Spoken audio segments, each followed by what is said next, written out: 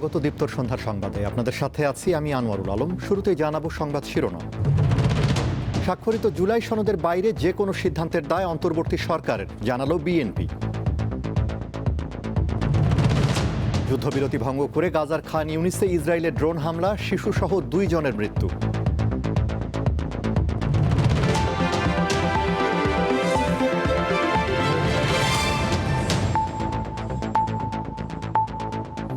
এবারে বিস্তারিত। জুলাই সনদ বাস্তবায়নের আদেশ জারির এখতিয়ার অন্তর্বর্তী সরকারের নেই।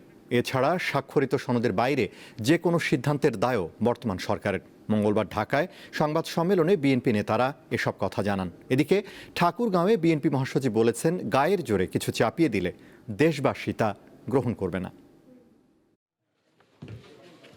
জুলাই জাতীয় সনদ নিয়ে বিএনপির অবস্থান জানাতে মঙ্গলবার রাজধানীর গুলশানে বিএনপি চেয়ারপারসনের রাজনৈতিক কার্যালয়ে সংবাদ সম্মেলনের আয়োজন করা হয়। এতে বিএনপি স্থায়ী কমিটির কয়েকজন সদস্য অংশ নেন।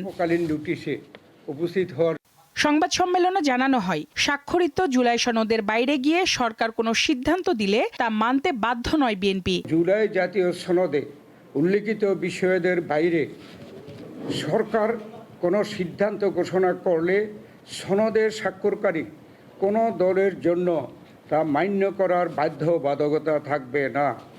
সেই ক্ষেত্রে সকল দায় দায়িত্ব সরকারের উপরই বর্তাবে। তিনি জানান, জুলাই সনদের বাইরে সরকারি সিদ্ধান্ত ঘোষণার ক্ষেত্রে কোনো উপদেষ্টার বক্তব্য বিভ্রান্তিকর।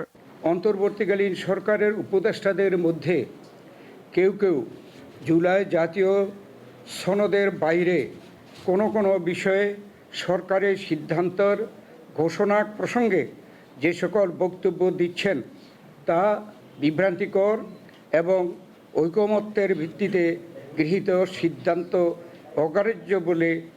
অগ্রাহ্যের শামিল। বিএনপি নেতারা বলেন, জুলাই সনদ বাস্তবায়নে আদেশ জারির এখতিয়ার সরকারের নেই। কিছু রাজনৈতিক দল সনদের বাইরে গিয়ে অযৌক্তিক দাবি তুলছে। জুলাই সনদ বাস্তবায়নের জন্য যে অযৌক্তিক এবং নতুন ইস্যু করে যে আন্দোলন করছে, সেই ব্যাপারে তাদেরকে বক্তব্য প্রদান করতে পারে। বাইরে আমরা সনদে স্বাক্ষর যে বিষয়গুলো আছে তার বাইরে সরকার কোনো সিদ্ধান্ত নিতে যায়, সেটা কোনো রাজনৈতিক দল যারা সনদে স্বাক্ষর করেছে তাদের উপরে কোনো দায় দায়িত্ব বর্তাবে না বা মানতে বাধ্য নয়। এদিকে ঠাকুরগাঁওয়ে এক সমাবেশে বিএনপি মহাসচিব বলেছেন, গায়ের জোরে কিছু চাপিয়ে দিলে তা দেশের মানুষ গ্রহণ করবে না। আমরা এই সরকারকে খুব পরিষ্কার করে বলে দিতে চাই যে দীর্ঘ 9 মাস আপনি যে সংস্কারের নাম করে সব রাজনৈতিক দলগুলোর সাথে কথাবার্তা বললেন এবং একটা একমত হলেন অনেকগুলো বিষয়ে, সেই একমত বিষয়ের বাইরে আপনি কোনো কিছু যদি গায়ের জোরে এই দেশের মানুষের উপর চাপাই দিতে চান, তাহলে সব দায় দায়িত্ব আপনার দেশের মানুষটা গ্রহণ করবে না। নির্বাচন পেছালে বাংলাদেশ ব্যর্থ রাষ্ট্রে পরিণত হবে বলেও মন্তব্য করেন তিনি। এইবার যদি নির্বাচনটা পিছায় যায় আরো, তাহলে এই দেশটাকে ব্যর্থ রাষ্ট্রে পরিণত হবে। সঞ্জিদা প্লাবনী, দীপ্ত সংবাদ, ঢাকা। আওয়ামী লীগ ঘোষিত 13 নভেম্বরের ঢাকা লকডাউন কর্মসূচিকে ঘিরে আইন শৃঙ্খলা রক্ষাকারী বাহিনী শক্ত অবস্থান নিয়েছে বলে জানিয়েছেন স্বরাষ্ট্র উপদেষ্টা জাহাঙ্গীর আলম চৌধুরী। মঙ্গলবার সচিবালয়ে গণমাধ্যম কর্মীদের তিনি কথা জানান। না, এখানে কোনো ব্যর্থতা নাই, বড় ধরনের মিছিল কোথাও হচ্ছে না। হ্যাঁ, বাসে যে আগুন, এটা তো সত্যি কথা যে বাসে আগুন এবং কয়েকটা জায়গায় ককটেল বিস্ফোরণ হয়েছে, এগুলি যেন না দেওয়া করতে পারে এই জন্য আইন শৃঙ্খলা বাহিনীকে ইনস্ট্রাকশন দেওয়া হয়েছে। প্লাস আমরা আপনাদের মাধ্যমে আমরা বিভিন্ন যারা রাজনীতি দলকেও বলবো, তারাও প্লাস আপনারাও, যেহেতু এরা যারা এই কাজগুলি করতেছে এরা কিন্তু সব দুষ্কৃতিকারী। 13 নভেম্বর কার্যক্রম নিষিদ্ধ দলের লকডাউন কর্মসূচি নিয়ে কোনো শঙ্কা নেই বলে জানিয়েছেন ডিএমপি কমিশনার শেখ মোহাম্মদ সাজ্জাদ আলী। বিকেলে ডিএমপির মিডিয়া সেন্টারে সংবাদ সম্মেলনে তিনি বলেন, ওই দিন বিপুল সংখ্যক পুলিশ সদস্য সহ অন্য আইন শৃঙ্খলা রক্ষাকারী বাহিনীর সদস্যরা ঢাকায় মোতায়েন থাকবে। তিনি আরও বলেন, বাইরে থেকে লোকজন ঢাকায় এসে টাকার বিনিময় মিছিল করে আবার ঢাকার বাইরে চলে যায়। এসব ঘটনায় অক্টোবর থেকে 552 জনকে গ্রেফতার করা হয়েছে। সিসিটিভি ফুটেজ বিশ্লেষণ করে দেখা গেছে, হেলমেট ও মাস্ক পরে ভোরবেলায় কিংবা ব্যস্ত সময়ে ককটেল বিস্ফোরণ করা হচ্ছে। ককটেল বিস্ফোরণ করানোর জন্য অপ্রাপ্তবয়স্ক ছেলেদের ব্যবহার করা হচ্ছে বলেও জানান তিনি।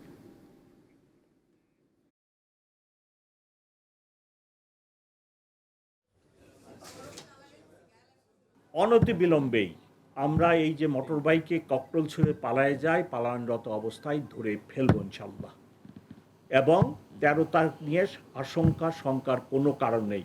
সামাজিক যোগাযোগ মাধ্যমে ব্যাপক এই সকল জিনিস আসার কারণে মানুষের মধ্যে একটা আশঙ্কার সৃষ্টি হয়েছে। Dhaka metropolitan police, Bangladesh army, BGB, অন্যান্য এজেন্সি সবাই সম্মিলিতভাবে এটাকে রুখে দেব ইনশাল্লাহ।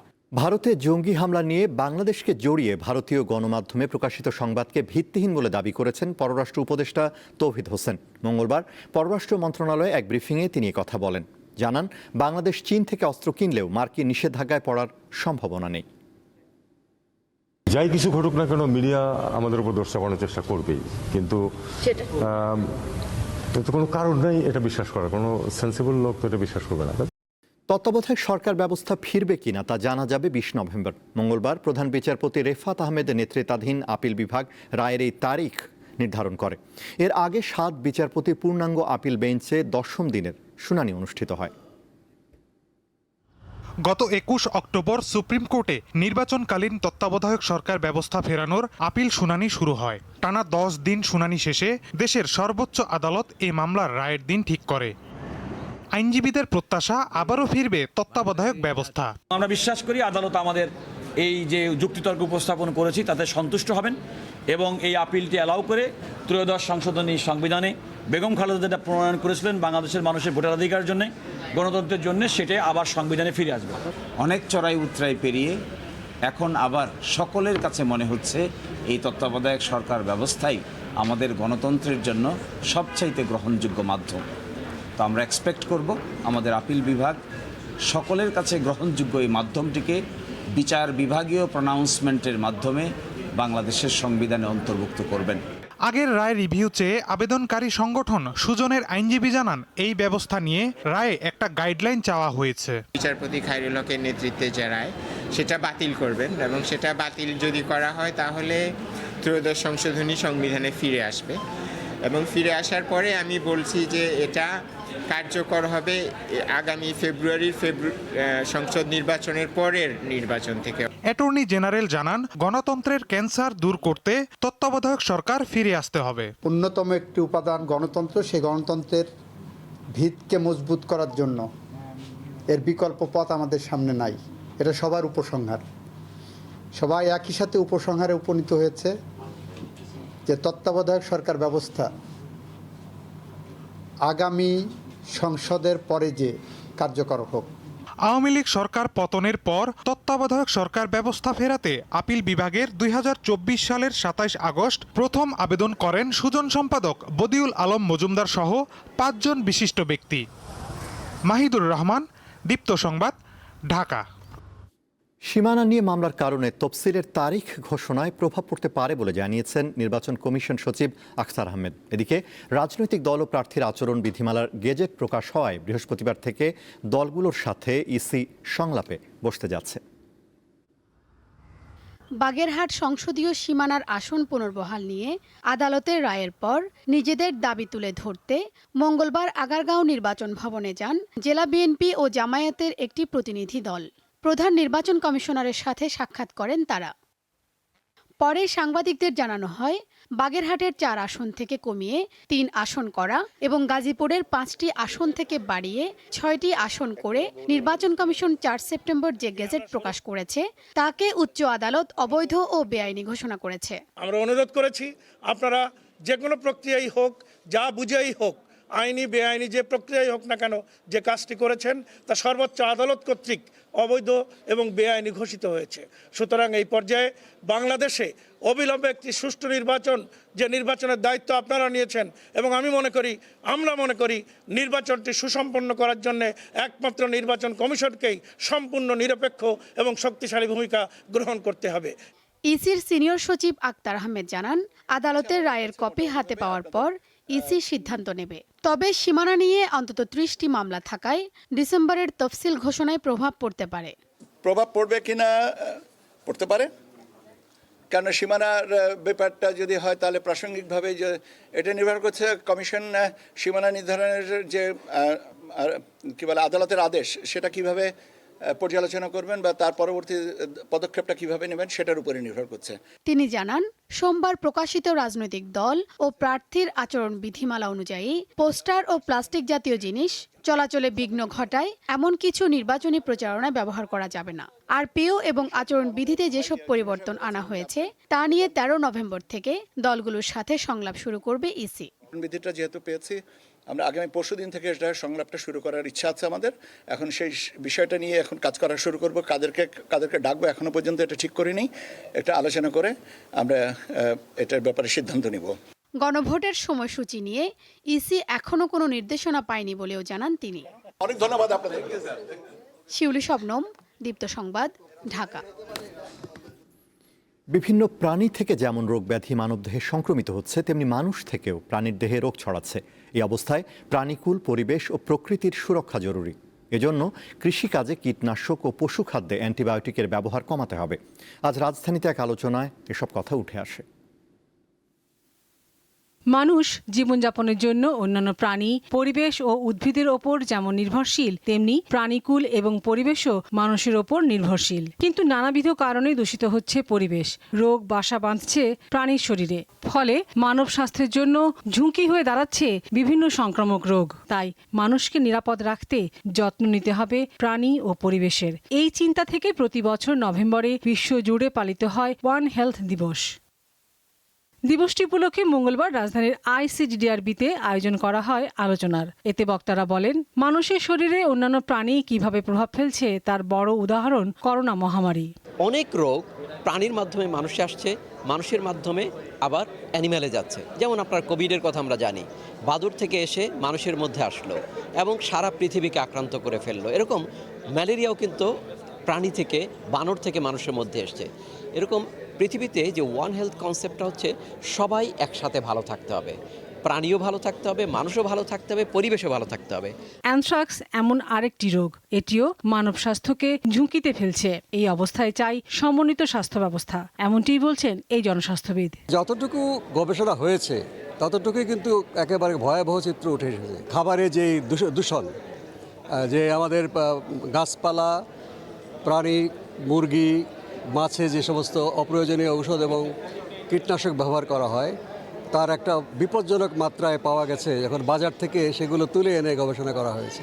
তিনি বলেন, মানব স্বাস্থ্যের সুরক্ষা নিশ্চিত করতে দরকার সমস্যার প্রমাণভিত্তিক সমাধান ও সচেতনতা। নিয়ন্ত্রিত পরিবেশে নিরাপদভাবে আমাদের এই খাদ্যগুলো তৈরি করার কথা।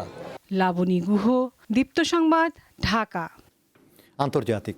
দিল্লির পর এবার পাকিস্তানের রাজধানী ইসলামাবাদে ভয়াবহ গাড়ি বিস্ফোরণের ঘটনা ঘটেছে। এতে কমপক্ষে 12 জন নিহত এবং 21 জন আহত হয়েছে। পাকিস্তানি গণমাধ্যম জিও নিউজ জানিয়েছে, ইসলামাবাদের কাচেহরি আদালত ভবনের বাইরে পার্ক করা একটি গাড়িতে এই বিস্ফোরণ ঘটে। এর পরপরই আদালত ভবন খালি করে দেওয়া হয় এবং পেছনের দরজা দিয়ে লোকজনকে সরিয়ে নেওয়া হয়। আদালতের সব কার্যক্রম স্থগিত করা হয়েছে। পুলিশের প্রাথমিক তদন্তে জানা গেছে, ঘটনাস্থল থেকে সন্দেহভাজন আত্মঘাতী হামলাকারীর মাথার খণ্ডাংশ উদ্ধার করা হয়েছে। নিরাপত্তা সূত্রের দাবি, ভারত সমর্থিত সশস্ত্র যোদ্ধা এবং আফগানপন্থী তালেবানদের মদতপুষ্ট ফিতনা আল খাওয়ারিজ নামের একটি সশস্ত্র সংগঠন এ হামলা চালিয়েছে। এদিকে আত্মঘাতী বোমা হামলার ঘটনায় ভারত সমর্থিত গোষ্ঠীগুলো জড়িত বলে অভিযোগ করেছেন পাকিস্তানের প্রধানমন্ত্রী শেহবাজ শরীফ।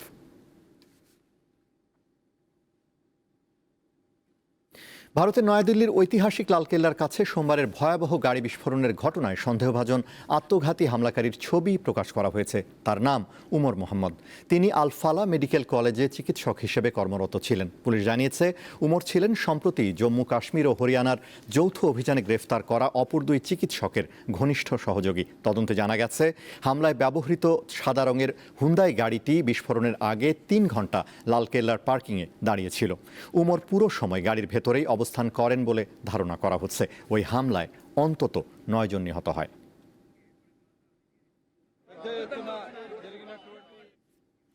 গাজা উপত্যকার দক্ষিণাঞ্চলীয় খান ইউনিসে ইসরায়েলের ড্রোন হামলায় অন্তত 2 জন নিহত হয়েছে, যার মধ্যে 1 জন শিশু। সোমবার এ হামলার ঘটনা ঘটে। হামাস জানায়, গত মাসে যুদ্ধবিরতি কার্যকর হওয়ার পর থেকে ইসরায়েল প্রতিদিনই এর শর্ত ভঙ্গ করছে।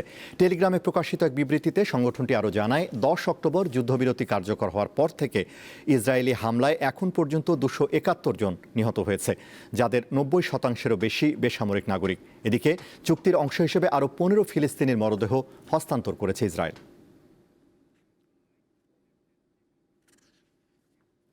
শেষ করব দীপ্তর সন্ধ্যার সংবাদ, তার আগে সংবাদ শিরোনামগুলো জানাবো আরও একবার।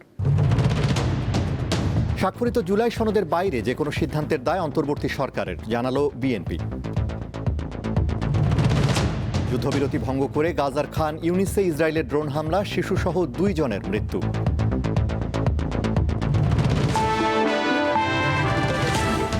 এই ছিল এখনকার মতো। আমাদের পরবর্তী দীপ্ত সংবাদ রাত 11টায় দেখার আমন্ত্রণ। এছাড়া আরও তথ্য ও বিনোদনের খবর পেতে যুক্ত থাকুন দীপ্তর ডিজিটাল প্ল্যাটফর্মগুলোতে। ধন্যবাদ।